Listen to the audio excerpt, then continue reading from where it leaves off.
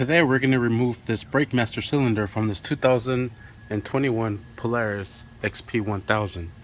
Alright, I actually removed it already, but I'm going to just walk you through it using an 8mm socket. And here it is, 8mm. We're going to remove that bolt from here. And there it is. I turn on my light and you can see it already have it removed.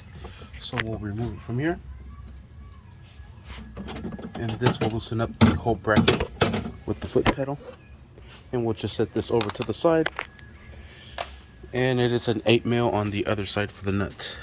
This one here is a size 13mm socket. And on the other side it has a nut as well. And I think it's best to access it from up here. Just move this coolant line over to the side. Remove that radiator fan over to the side. And then we have access here to the whole brake cylinder. So we have our first one here. And our second one back in here. You reach right up through here. Once you get these bolts loose, this shield, protective shield, comes out with it. Then we'll just set this over to the side.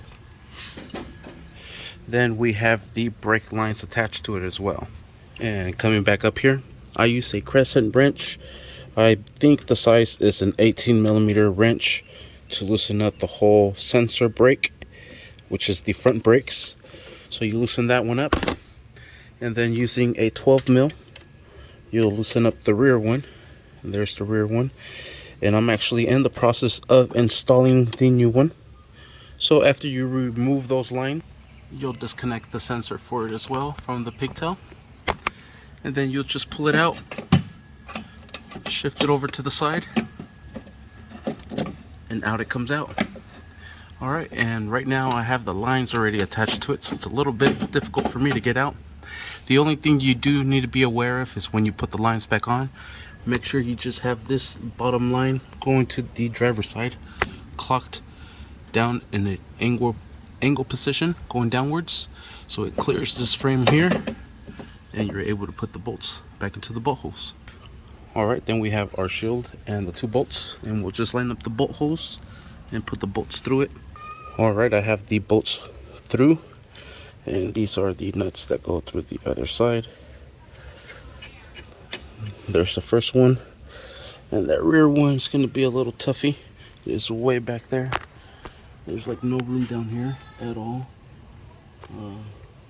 So yeah, we got to put that nut on there. Alright, I'm going to try to attempt this. Let's see if this works.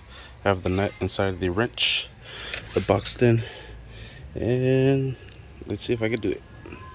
Alright, I was able to get it. I reached in from there. Then on the other hand, I screwed that sucker in. Alright, using the wrench down there, and I'm using an impact 13mm socket.